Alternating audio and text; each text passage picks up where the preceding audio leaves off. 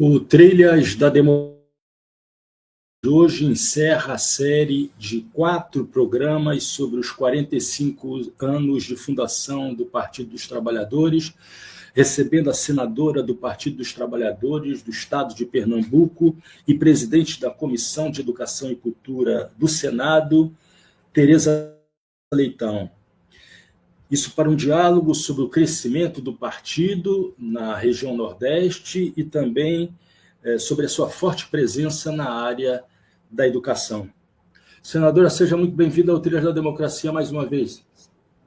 Muito obrigada pelo convite. Cumprimento você, Marco, e digo que é um prazer grande estar mais uma vez no programa Trilhas da Democracia, com um tema que é tão caro para nós, filiados e filiadas ao PT, mas eu ouso dizer tão caro para a democracia, como é a presença do Partido dos Trabalhadores na cena política brasileira há 45 anos.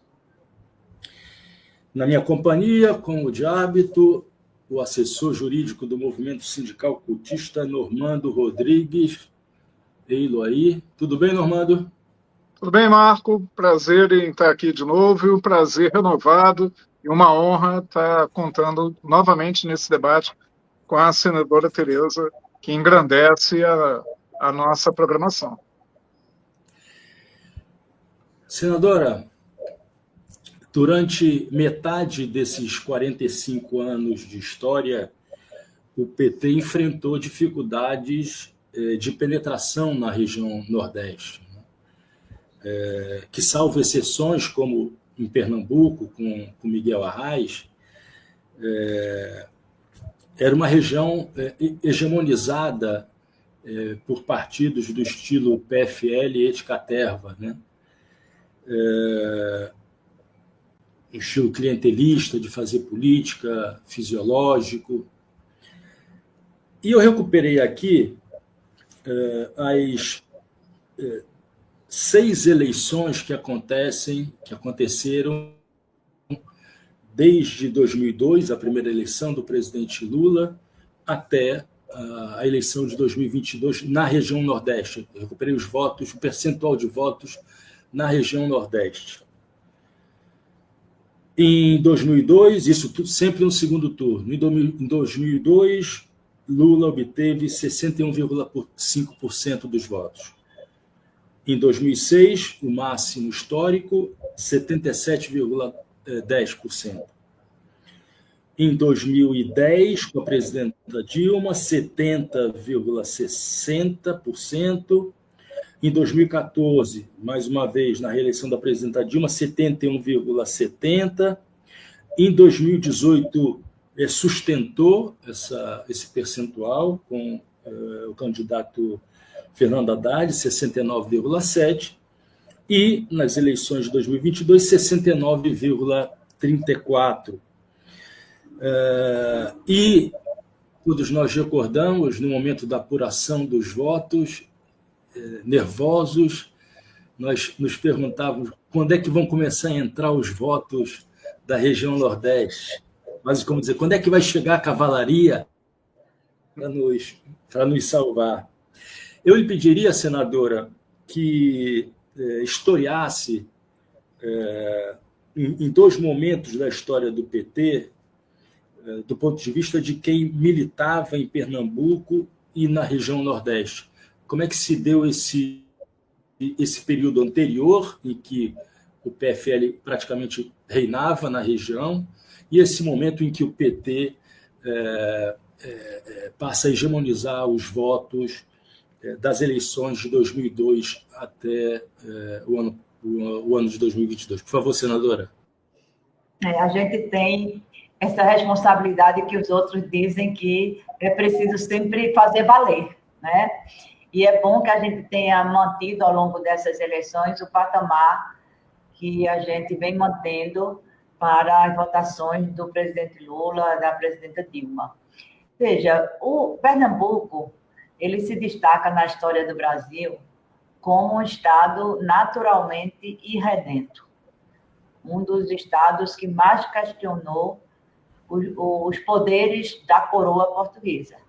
Nós estamos comemorando o ano passado e vamos levar até o meio deste ano os 200 anos, o bicentenário da Confederação do Equador, que deu prosseguimento à Revolução de 17, que implantou em Pernambuco uma república. Pernambuco teve, de fato, uma república que durou 72 dias.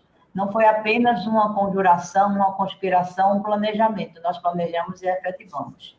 O custo foi altíssimo. A Revolução foi cruelmente reprimida, mas não calou os ideais da República. Tanto é que depois veio a Confederação do Equador. Eu acho que isso faz parte da nossa história e isso também moldou muito a personalidade política dos pernambucanos e das pernambucanas. Na época do golpe, o de 64, a gente agora não pode mais falar só de um golpe, né? Teve a tentativa de golpe mais recente, mas na época do golpe de 74, um dos governadores que reagiu e que por isso foi deposto foi exatamente Miguel Arraes de Alencar, né? Que encarnava ali todo o ideário da grande revolução, da reforma de base, da relação com o campo. Pernambuco assinou, na época do governo Arraes, que a gente chama do Arraes I, depois teve Arraes II e Arraes III, né? É o Acordo do Campo, um acordo revolucionário avançadíssimo para a época, que dava direito, né, aos trabalhadores do campo, havia as ligas camponesas. Então, foi um Estado que reagiu fortemente à ditadura militar. Nós temos, inclusive, desaparecidos políticos também lá no Estado, a exemplo de Fernando Santa Cruz. Tivemos assassinatos, né, de lideranças políticas que reagiram à ditadura. Temos a figura emblemática de Dom Helder Câmara. Então, nós fomos muito forjados, né, nesse ambiente, mesmo sem ter o PT como partido, como organização. Depois, nos organizamos, muito de nós, ou no Partido Comunista, no antigo Partido Comunista. Depois da divisão, alguns foram para o PCdoB, muitos foram para o PSB, para o MDB, até a Arraes criar o PSB e o PT surgir, né? Então, o PT, institucionalmente, ele surgiu, assim como no país inteiro, com base naquele tripé. Movimento sindical, que em Pernambuco é forte, né? As comissões eclesiais de base. Em Pernambuco, por conta de Dom Helder, a presença da doutrina social da igreja, como é chamada hoje, sempre foi muito forte. A opção preferencial pelos pobres, a politização, né, da ação evangelizadora, tudo isso sempre foi muito forte em Pernambuco, e a própria academia, né, os acadêmicos que assinaram já aquela primeira carta de fundação do PT. Então, o PT nasce muito em Pernambuco com essas características, e no Nordeste como um todo, por ser a região mais pobre do país, à época, o Nordeste cresceu depois do PT e muito, né? Viu, eu acho que no PT, e naquela primeira eleição em que Lula se apresentou para o mundo, a eleição de 89, o PT tinha 9 anos, minha gente. Não era? O PT tinha 9 anos e já ousou lançar um candidato que levou a eleição para o segundo turno. Eu acho que aquilo foi uma demonstração de que a gente tinha chegado para ficar. E Lula não desistiu, mesmo com aquela derrota e das derrotas que se sucederam até a eleição de 2002. Né? Acho que a força do PT contribuiu muito para o crescimento não só do PT, mas também das esquerdas de Pernambuco. A Arraes, antes de Lula ser presidente, ainda teve 2 governos. A Arraes é, de fato, uma referência muito forte da esquerda, muito forte. Eu acho que mesmo depois que a Arraes morreu, até com seus herdeiros, eles não suplantaram esse ícone que foi a Arraes, no sentido da ideologia, né, da esquerda, mesmo fazendo como ele fazia os acordos necessários para que a gente pudesse avançar. Alguns criticam muito a Arraes por conta disso. Então, Lula chega à presidência em 2002 com muita esperança. A gente teve em Pernambuco, Marco e Normando, a meu ver, 3 campanhas belíssimas. Belíssimas nesse sentido de arrastar o povo. Arrastar mesmo o povo. A campanha de Arraes, de 86, que era a campanha de A Esperança Está de Volta. Arraes tinha voltado do exílio há 5 anos ou 6 anos antes, né? A campanha de Lula de 2002 foi uma das coisas mais bonitas em termos de participação popular, de empolgação, de entusiasmo, de envolvimento, e uma campanha que mexeu com uma coisa que o PT precisa restaurar. Ela mexeu com o imaginário das pessoas. Eu convenci o voto de 2 tias minhas com uma propaganda, que uma delas era louca por Zé Serra, por causa dos genéricos, né? Elas hoje morreram, mas uma delas ainda votou em Lula e Dilma. Aliás, as 2 ainda tiveram essa oportunidade. Meus pais foi que só votaram em 89. Pois bem, com aquela propaganda que mostrava o mapa do Brasil, e aí ia se plantando uma estrelinha em cada município que o PT governava. Onde o PT governa dá certo. E aí eu perguntava às minhas tias, você não acha, não, uma experiência dessa, Brasil afora? No Recife, a gente tinha já a Prefeitura do Recife, que foi a 3ª campanha muito bonita, que foi a campanha que elegeu o primeiro prefeito do PT no Recife, João Paulo, né? Então, as campanhas, e esta em particular, de 2002, mexeram com uma coisa que eu acho que o PT precisa restaurar, que é o imaginário e a vontade de apostar naquela ideia que uma eleição precisa mover. As pessoas precisam ser levadas a isto. Porque depois que você é governo, muita coisa você modula, né? Quando chega no governo. Então, o PT veio crescendo lá muito porque as políticas elas têm respondido a isto. Uma região que não tinha luz em todo canto. E Arraes ficou conhecido como o governador que botou luz em quase todo canto, através de um programa, à época, o maior programa de eletrificação rural. Aí depois vem Lula com o Luz para Todos. Aí depois vem água na torneira das pessoas. Nós estamos com crise hídrica, sim, mas não é por falta d'água. É por falta de providências e de redes necessárias para isso. Então, o PT ele passou a encarnar, a meu ver, mesmo estando no governo, e sobretudo estando no governo, essa relação com as pessoas e a figura do presidente Lula. Nós crescemos muito depois dessa eleição de Lula. Eu me elegi a primeira vez deputada quando Lula se elegeu a primeira vez presidente, em 2002.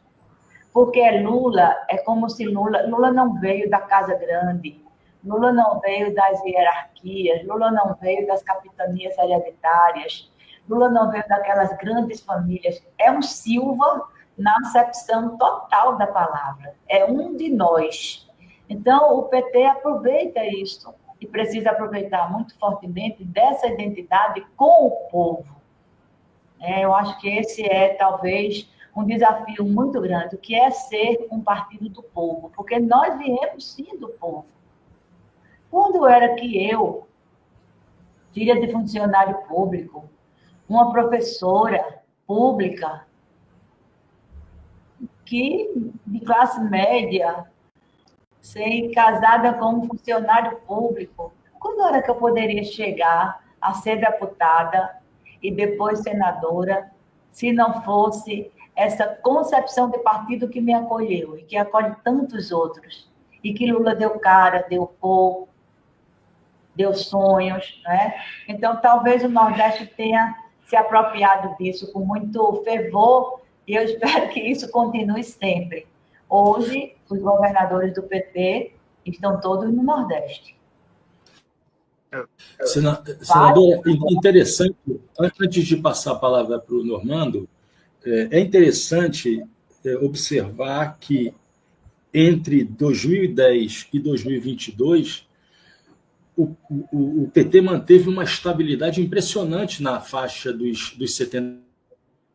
Mesmo sob Bolsonaro. A própria eleição de Haddad, que foi um grande desafio para a gente ainda levou a eleição para o segundo turno, Haddad foi para o segundo turno, ninguém acreditava nisso. Foi a força do PT. O candidato bom é muito bom quando a gente tem um candidato bom. Haddad é um bom candidato, foi um bom candidato. Mas foi também a força de Lula e a força do PT. Eu vou passar a palavra ao Normando, mas antes só uma coincidência, né? A República Pernambucana durou quase a quantidade de dias da Comuna de Paris. Que está fazendo aniversário também. 72 dias. A coincidência, né? Do universo, quando ele conspira. Normando, por favor. E antecedendo a Primavera dos Povos, né? A tomada do céu. Senadora, a gente sabe que, graças à esquerda, né, a Assembleia Constituinte eligiu uma Constituição social, com forte marca social, que faltava na história constitucional do Brasil. E aí, como a gente costuma dizer no direito, a gente tem a luta para pôr o direito no papel e depois tem a luta pelo direito posto, para tirar do papel e trazer para a realidade.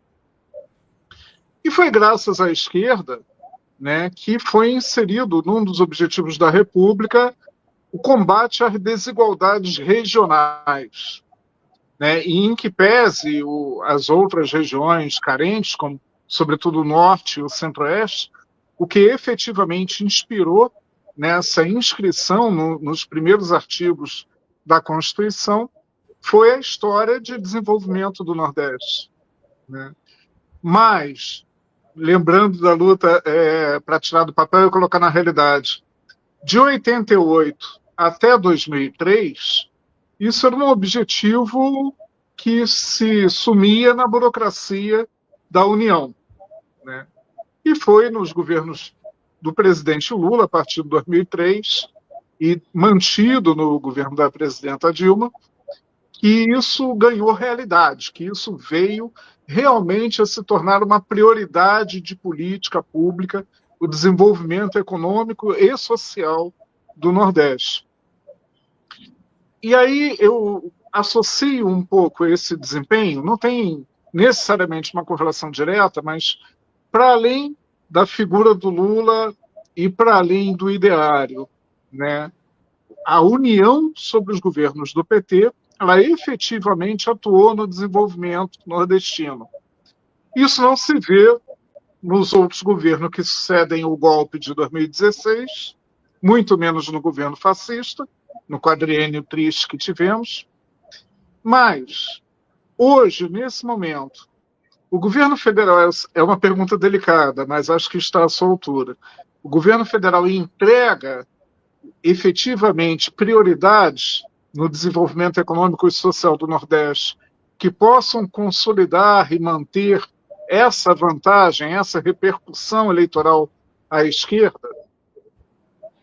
Eu acho que algumas medidas foram tomadas nesse conceito de integração regional e, ao mesmo tempo, de desenvolvimento regional de acordo com a realidade, as particularidades e as necessidades, né, por que não dizer, desde o primeiro governo Lula, com a criação do Ministério da Integração Regional, e depois de políticas setorizadas ou de políticas focadas muito na necessidade de quem mais precisa de políticas públicas. Onde estão essas pessoas? Muitas que eram invisibilizadas, né? Não tinham direitos, apesar de estarem na lei, não estavam na prática da lei, e essas pessoas, o contingente maior se localiza realmente no Nordeste. Então, houve, eu acho, alguns movimentos, né, importantes, sim, para que isso se consolidasse, para que isso se encaminhasse na maneira de...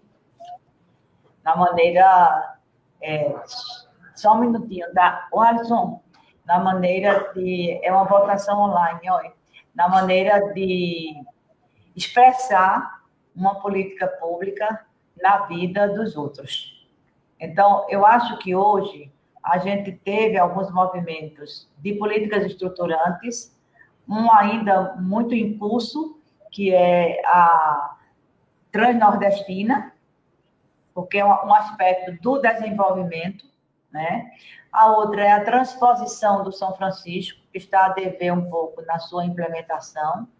As políticas de educação, com a expansão dos institutos federais de educação, e o Nordeste foi muito, muito privilegiado, Pernambuco foi muito privilegiado com isto, e as políticas mais gerais de inclusão e de distribuição de renda, a exemplo do Bolsa Família. Então, esse olhar, ele precisa ser um olhar diferenciado. Não é que as outras regiões elas não estejam contidas na política pública mais ampla, mas a leitura da realidade corretamente feita, ela traz alguns elementos. Nós tivemos alguns exemplos de opções, de posições políticas que o governo Lula tomou e que aceleraram, pelo menos para nós lá em Pernambuco. Dou o exemplo da fábrica da Jeep, que estava disputando com outro estado. Dou um exemplo da refinaria de Abreu e Lima, que levou, né, a Petrobras de corpo e alma, né, para o estado de Pernambuco, e que é uma abrangência regional. Uma tentativa, aí eu falo que é tentativa porque não está ainda muito bem, que é a recriação da SUDENE, né? A Superintendência de Desenvolvimento, SUDENE, SUDAM, que foram praticamente exterminadas, né? Estão voltando com nova roupagem, mas ainda eu digo que a dever,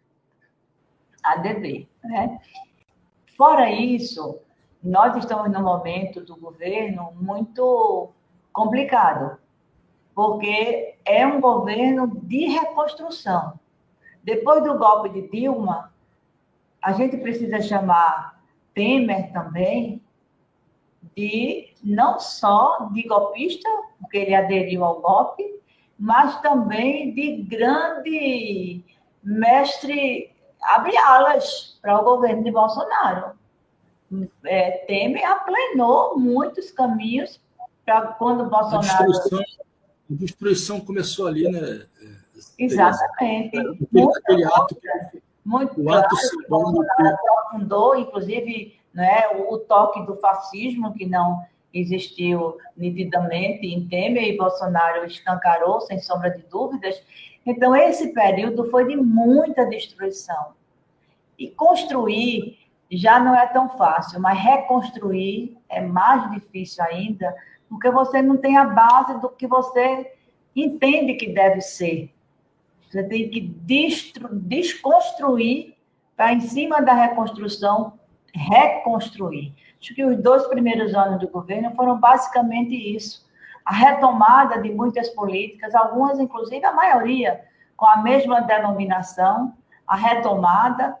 Outras precisam ser redimensionadas, sem sombra de dúvidas, para poder a gente cumprir essa quadra restante do governo, fazendo aquilo que a gente sabe que o presidente Lula sabe fazer como ninguém, que o PT defende também que se faça, que é uma política de inclusão, uma política de respeito a direitos, uma política de desenvolvimento sustentável. Essa é a agenda atual, a agenda das entregas, que agora é uma palavra, né, já incorporada ao dicionário da gestão. É tudo governo fast food. Tem que entregar, né? Então, é o ano da colheita, como diz o presidente Lula, né? É o ano da colheita, e acho que não teremos, sem sombra de dúvida, um país igual ao que recebemos.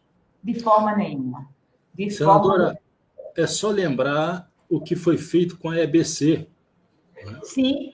No primeiro dia do governo Temer. Né? Então, foi todo um trabalho árduo. Exatamente. Um trabalho árduo de construção da EBC que aí sim, com uma canetada você não constrói, né? Mas com uma canetada você consegue destruir. Né? Então, o que foi feito... Aliás, Marco, só um parêntese muito rápido.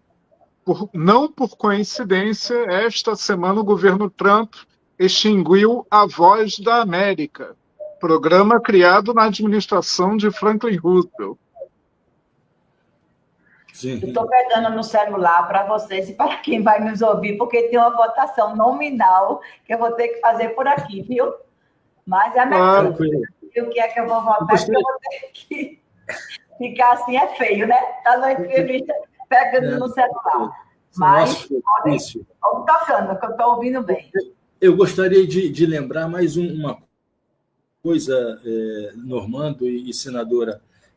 Uma das primeiras entrevistadas no Trilhos da Democracia em 2019 foi a grande economista, Tânia Bacelar. E eu me lembro que uma boa parte do programa, à época o programa tinha apenas 30 minutos de duração, Tânia Bacelar utilizou para desconstruir a ideia de que o que acontecera no Nordeste devia-se apenas ao Bolsa Família, né? Ela procurou mostrar que a política de reajuste continuada do salário mínimo tinha um impacto maior do ponto de vista do crescimento da renda do que o Bolsa Família. E que isso que foi feito teve um impacto maior na região Nordeste do que nas outras regiões. Na região Sudeste, por exemplo, onde as relações contratuais de trabalho são mais estáveis.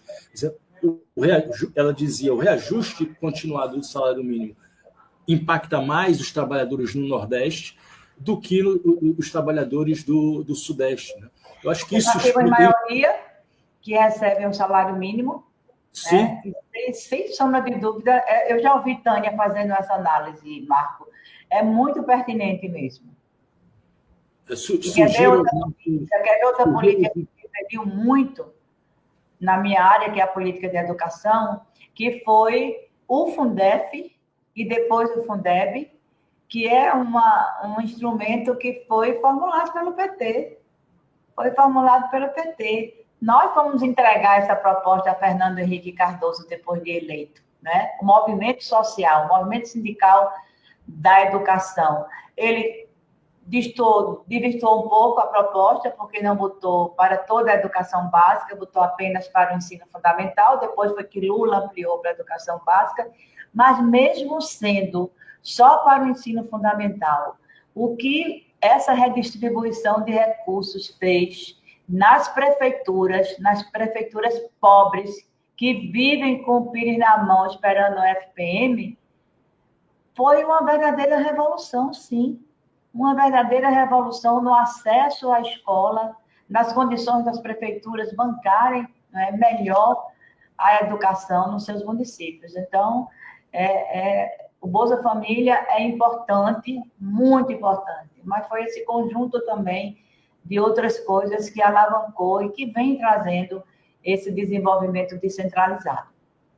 Eu sugiro aos nossos espectadores que pesquisem essa entrevista no ano de 2019, que continua muito atual, com Tânia Bacelar. Normando, você tem alguma observação a fazer, alguma pergunta à senadora, antes da gente virar para um segundo tema, que é exatamente a educação? Eu gostaria já de inaugurar o segundo tema, se você não se incomoda, né? Que, ao falar do Fundeb, eu tive uma memória bem rápida de um exemplo do estado do Rio de Janeiro, e que destoa na média do estado do Rio de Janeiro, que é a prefeitura de Maricá, administrada pelo PT, que há poucos meses inaugurou a maior escola de ensino integral, né, no ensino fundamental do Brasil, que é a Escola Municipal Leonel Brizola, com milhares de vagas, se não me falha a memória, 3.500 vagas, é um grande complexo, né, de ensino integral. E todos nós sabemos da importância do ensino integral, não só para o currículo escolar, mas também em seu aspecto social, para uma formação mais integrada da criança, mas também para a acolhida social, sobretudo do público, que depende do ensino público. E aí provoca a senadora a respeito da perspectiva, né, do ensino integral enquanto padrão, o que vem mudando, né, enquanto políticas públicas e diretrizes do Ministério da Educação a respeito da ampliação dessa instituição que é o ensino integral. Nós aprovamos, Normando, o ano passado, aqui no Senado, a política da chamada educação integral. Ela começou muito lentamente por iniciativa de alguns governos estaduais no ensino médio, que consistia na ampliação da jornada, que alguns acham que esse é o principal aspecto. Eu acho que se ampliar a jornada, se ampliar a organização curricular, vai fazer o que os meninos dizem da pedagogia, da permanência. A gente fica ali aprisionado, de manhã é português, matemática, história, de tarde é história, matemática e português, né? Mas ampliar justamente essa visão curricular do que é a construção do conhecimento mediada pela realidade. Em muitas comunidades, a escola é um único equipamento cultural disponível para a população.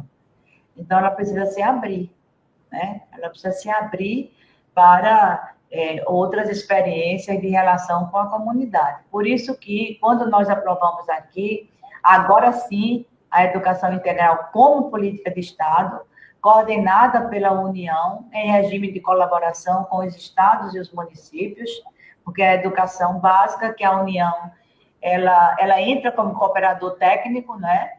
E como reforço de recursos, mas a obrigação constitucional é dos estados e municípios. Então, a política ela vai nesta direção, mas ela pensa nesse todo. Então, não pode ser um simples prédio com sala de aula apenas. Precisa ter sala de aula, sim. Precisa ter laboratórios, bibliotecas, áreas de convivência, quadras esportivas, área de recreação, para que o ambiente escolar ele possa ensejar alterações curriculares avançadas, organização curricular, com gestão democrática, participativa, com os pais participando do conselho escolar, com os estudantes se organizando, seja nos seus próprios grêmios, seja também participando da gestão da escola. Então, isso é um avanço muito importante. Olha, isso já estava escrito no Manifesto dos Pioneiros da Educação, em 1935. Anísio Teixeira já dizia isso, né? A qualidade não se resolve somente pela quantidade, mas a qualidade passa pela quantidade. E as famílias gostam muito também, porque sabem que o filho está ali acolhido e protegido. Nós temos só um problema com essas escolas, por isso que a gente ainda precisa oferecer escolas de turno único, que é a situação do aluno trabalhador. Nós ainda temos estudantes que estudam e trabalham, sobretudo no ensino médio. Por isso a política do pé de meia. É para que o aluno não se, o adolescente, o jovem não se depare com essa realidade e tenha que optar ou estudar ou trabalhar. E trabalhar nessa idade sem uma qualificação profissional significa um trabalho mal remunerado, um trabalho de baixa qualidade, às vezes são até bicos, né? Biscates que os estudantes fazem pela necessidade de sobrevivência sua e das famílias. Então, acho que essa casadinha, né, da escola verdadeiramente que possa promover uma educação integral, que construa o conhecimento, socialize o conhecimento historicamente construído pela humanidade, mas também forme cidadão e cidadã crítico, participativo, que entenda o que é cidadania, o que são seus direitos, o que é a luta por direitos. Isso está bem inserido nessa concepção de educação integral. Senadora, como eu disse na abertura, a senhora assumiu a presidência da Comissão de Educação e Cultura do Senado e todo o seu histórico de luta pelos direitos de professores e professoras. E eu lhe pediria, então, para abordar duas questões. Não é?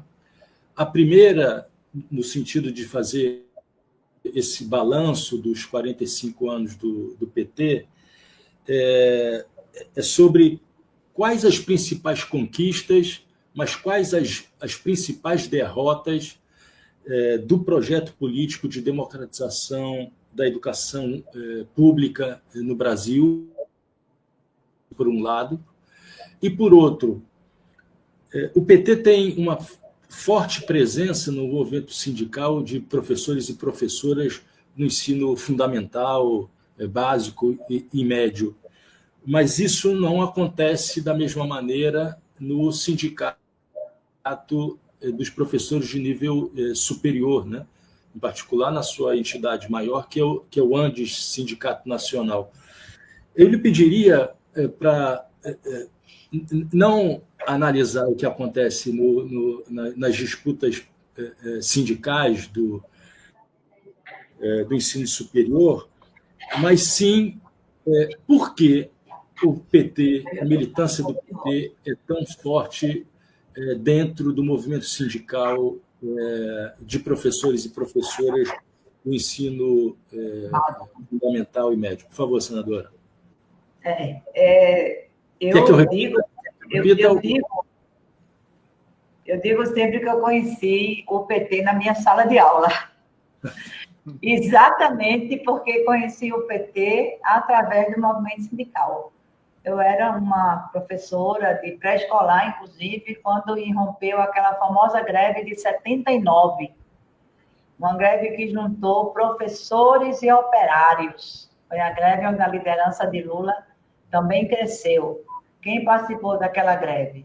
Professores da educação pública básica, metalúrgicos, bancários, gráficos, né? Eu tinha um amigo que diz assim, eram os que pensam e os que fazem. Só que para fazer tem que pensar. E para pensar tem que um dia fazer. Mas juntou essas categorias, né? Que a divisão do trabalho às vezes separa, mas que a greve juntou. Eu conheci o PT ali, porque fui participar da greve, aí depois comecei a me enfronhar no movimento sindical, não era afiliada a nenhum partido, aliás, nunca fui, só o PT. E aí eu comecei a ver ainda o PT, era a fase pré-PT, né? Que se coletava assinaturas e tal, e a gente via aquela militância de sala de aula, de defendendo a educação e, ao mesmo tempo, discutindo a criação de um partido.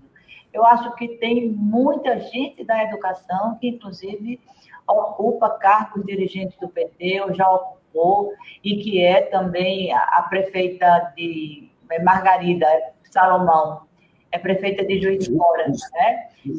Professora, não é? Fátima Bezerra, governadora do Rio Grande do Norte, professora, já foi senadora, eu senadora, professora, e todas nós do PT. Então, acho que o PT, ele cresceu muito no nosso âmbito de educação por conta da sua forma de ser, né? O setorial de educação, que hoje eu coordeno no PT, que a gente chamava de Comissão de Assuntos Educacionais, sempre se preocupou com a formulação de políticas públicas da educação, sempre participou de conferências, e isso liga muito com o modo de funcionamento do movimento sindical. O movimento sindical faz plenárias, faz assembleias, faz conferências, faz debates, faz seminários, e esse setor da educação dentro do PT continua a fazer isto. E a forma de organização da educação básica, ela é, inclusive, mais desafiadora, porque ela existe em todos os estados, ela existe no nível estadual, ela existe no nível municipal, e nós ainda temos os institutos federais de educação que também oferecem ensino médio profissionalizante. Então, acho que para nós foi mais natural e a gente ampliou com mais facilidade. Não que o PT não tenha também política de defesa da universidade pública. Tem, e muitas, né? Inclusive de serem universidades verdadeiramente públicas. A escolha de reitores nos nossos governos é bem diferente da escolha dos governos passados. O respeito à autonomia universitária, liberdade de cátedra, tudo isso são teses que o PT defende. Então, acho que é muito o modo de funcionamento, né, do ensino superior, que tem uma perspectiva, e da educação básica, que tem outra perspectiva. Mas nós temos muitos militantes do PT nas universidades, alguns, inclusive, dirigentes do PT, que contribuem muito nessa formulação da relação da educação superior com a educação básica. Isso a gente tem feito muitas gestões nesse sentido. O que é que eu acho que ainda é meio travado? A concepção de gestão democrática das instituições públicas. O PT tem uma formulação que não é ainda acabada, né? E isso é diferente nas universidades, das escolas de educação básica, mas que se avança muito na concepção do direito à educação. Eu acho que a gente conseguiu consagrar isso na sociedade. O PT é um partido que defende o direito à educação para todos e para todas. O PT levou a educação para as áreas quilombolas. O PT levou a educação para as áreas indígenas. Nós hoje falamos de educação escolar indígena, de educação escolar quilombola. Nós estamos discutindo todas as diversidades presentes na vida das pessoas para trabalhar a inclusão na educação. Então, isso o PT, eu acho que ele deu essa grande contribuição para a sociedade, o sentido de educação inclusiva. Antes se achava que isso era somente voltado para as pessoas com alguma deficiência física. Uhum. Hoje, não. Também, as pessoas com alguma deficiência têm que ser incluídas e não apartadas numa salinha para ter um atendimento especializado. Não. Isso é necessário, claro, em muitos aspectos, isso é necessário. Mas o sentido de que a inclusão é reunir todos, né, na perspectiva do direito, isso eu acho que é um legado. E essa formulação se deu também nas universidades, também com a contribuição de pesquisas. Tem muita pesquisa universitária, de mestrado, de doutorado, feita nessas bases. Então, acho que é um pouco também desse movimento. As universidades foram muito atacadas no governo Bolsonaro. Muito atacadas, né? E tem uma visão diferente da nossa, porque a política pública chegou à educação básica mais rapidamente, sem sombra de dúvida. O piso salarial profissional, os planos de carreira, o piso é nosso, o piso foi o PT quem consagrou. Tem várias intercorrências na observação do piso? Tem. Mas isso é o que Normando falou, está na lei, mas para vir para a prática, né? Que os tribunais de contas, pelo menos, e muito acertadamente, tomaram o acompanhamento do Fundeb e do piso como uma tarefa estratégica para o cumprimento da lei nos municípios e nos estados. Senadora, o nosso calcanhar de Aquiles é o ensino médio? Mas eu acho que está sendo bem enfrentado. Por quê? Por conta das políticas que herdamos de Fernando Henrique em relação ao foco do ensino fundamental. Nos 8 anos de Fernando Henrique, todas as políticas eram voltadas para o ensino fundamental. Livro didático, merenda escolar, transporte, o próprio Fundef. Aí, quando a gente se elegeu em 2002, nós herdamos um bom percentual de Fernando Henrique de matrícula no ensino fundamental, 95%. Mas no ensino médio isso caía para 82%. Muito por conta dessa peculiaridade da faixa etária, de busca de outras motivações, e ainda há um abandono muito grande, na casa de 5,9% dos estudantes do ensino médio. Ainda porque é onde se concentra uma grande distorção idade-série, no ensino médio, é onde há uma taxa de evasão grande, também no ensino médio. Por isso que essas políticas focadas no ensino médio estão ganhando uma atenção muito grande do governo federal, a exemplo do pé de meia. O pé de meia é uma política de retenção do estudante, porque entrar na escola com o acesso mais popularizado, com o acesso mais descentralizado, com a consciência de que é preciso entrar, é mais fácil. Entra, matricula. A gente, inclusive, tem dados de matrícula, mas a gente precisa garantir os 2 passos subsequentes, que são, na verdade, paralelos, não é um depois do outro, que é a permanência, que é a aprendizagem. Então, é um tripé: acesso, permanência e aprendizagem. Então, as políticas de permanência e de aprendizagem são o foco agora. O acesso está mais ou menos resolvido, porque os prefeitos fazem isso. Depois da pandemia, muita gente fez busca ativa, porque isso também está ligado, graças ao Fundeb, ao acesso a recursos, inclusive com complementação da União, para estados e municípios, seja para pagar o piso, seja para fazer outras ações de manutenção e desenvolvimento do ensino. Então, o acesso está mais ampliado, está mais, é meio redundante dizer, mas está mais acessível, né? Mas o calcanhar de Aquiles continua sendo o combate ao abandono. É preciso manter esses meninos que entraram na escola até concluir, pelo menos, a educação básica e mantê-los felizes, produtivos e com amplas condições de aprendizagens. E novas aprendizagens, porque o mundo está muito dinâmico.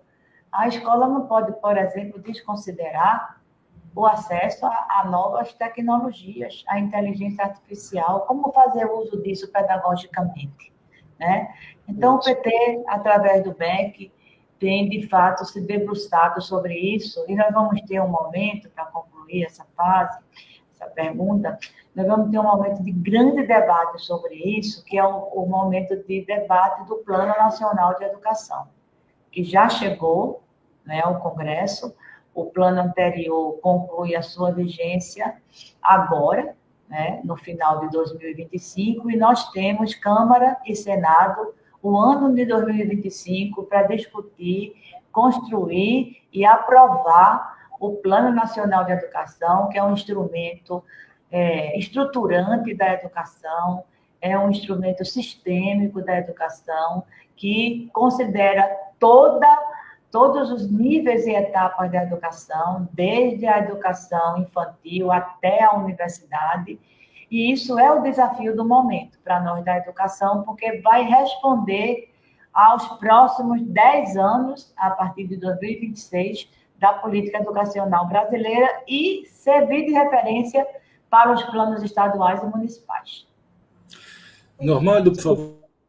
Senadora, existem 2 disputas, 2 problemas graves que afligem o projeto educacional do Brasil e que se dão, aliás, por conta de um projeto estratégico do fascismo no Brasil, né? Uma delas é o ensino domiciliar, né?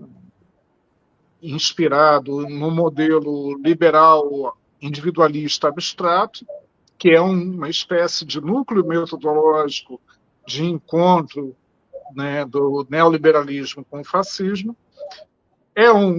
Que me parece uma luta inglória, mas que me parece o fascismo não teve muito sucesso, mas o outro é a escola cívico-militar, que contou com a adesão de uma série de governadores, né, de extrema-direita, governadores que não têm nada de moderados políticos, e que são a materialização de um projeto de futuro para essa ideologia. Como é que a senhora poderia passar para a gente um status dessa disputa institucional nesse momento? Porque me parece que também passa pela configuração do Plano Nacional. Passa sim. Ainda hoje nós falamos sobre o ensino domiciliar, a homeschool, como eles chamam, né? Tem projeto, mas está parado. Eu acho que está parado. A condição disso vigorar no Brasil, eu acho muito pequena, eu acho muito distante da nossa realidade, mas não tenho dúvida que a disputa pode vir a ser feita sim. Está meio esquecida, mas não está desconsiderada totalmente. Mais grave e com mais poder de mobilização são as escolas cívico-militares, que já foram, durante o governo Bolsonaro, parte de um programa do próprio governo federal com recursos da educação, com recursos do MEC, inclusive, para pagar aqueles que eram deslocados dos exércitos, dos quartéis, para irem para as escolas cívico-militares. Isso foi suspenso. Assim que Camilo assumiu o programa vinculado ao MEC, e como programa do MEC, ele foi suspenso. O que aconteceu? Que alguns estados, dentro da sua autonomia, mantiveram, que são estados ou municípios, tem alguns municípios também, totalmente alinhados com essa concepção, né, fascista mesmo, com essa concepção, porque eles reconhecem o que a gente também reconhece, que a educação é uma política indutora, de comportamento, de tomada de posição, só que através das escolas cívico-militares eles fazem uma verdadeira doutrinação. Aquilo que eles acusam a esquerda de ser, que nós, professores da esquerda, somos doutrinadores, que nós não podemos fazer a escola de um partido único, não é? Tem que ser a escola sem partido. A escola sem partido é a escola do partido deles, das concepções deles, e não como a gente que trata a perspectiva democrática da educação, trata de todas as concepções que a gente sabe que existem e que a gente, por dever de ofício, tem que fazer com que o estudante acesse. A crítica nos cabe, é claro, e deve ser feita, né, de acordo com o que a gente vai construindo com os estudantes. Então, acho que as escolas cívico-militares vieram também em um momento de muita violência urbana e de muita queda da autoridade das famílias. Então, eu ouvi até depoimentos de mãe nesse sentido. Eu não posso mais com meu filho, ele não me obedece. A minha filha tem 14 anos e já está grávida. Então, a escola cívico-militar aparece como um instrumento de disciplinamento, que de fato ela é, para aquela disciplina rígida que a família não consegue mais dar. Isso é um risco muito grande para a sociedade mesmo. E as regras que são colocadas lá são regras de uniformização da conduta que vão desde o corte de cabelo até o comportamento e a hierarquia. É o quartel transportado para a escola, sem contar com a invasão mesmo de profissionais que não são professores dentro das escolas, ganhando muito mais do que os professores, porque eles têm lá o soldo, né? Ainda ganham uma complementação que os estados não têm nenhum vexame, isso a gente já denunciou nos tribunais de contas, de tirar do recurso do Fundeb. Então, é uma distorção total, eu acho. Eu acho que é uma distorção no aspecto administrativo, né? No aspecto financeiro e, sobretudo, no aspecto de formação da nossa juventude. Os meninos não estão com a moda agora de fazer um traçozinho na sobrancelha, né? Uhum. Não pode. Não pode usar aqueles cachinhos, aqueles tererê, não pode. As meninas têm que usar o cabelo todo puxado para trás, no rabinho de cavalo. O corte do cabelo dos meninos tem que ser padronizado. Então, é aquele tipo de educação padronizada para todo mundo seguir, e o foco é o disciplinamento.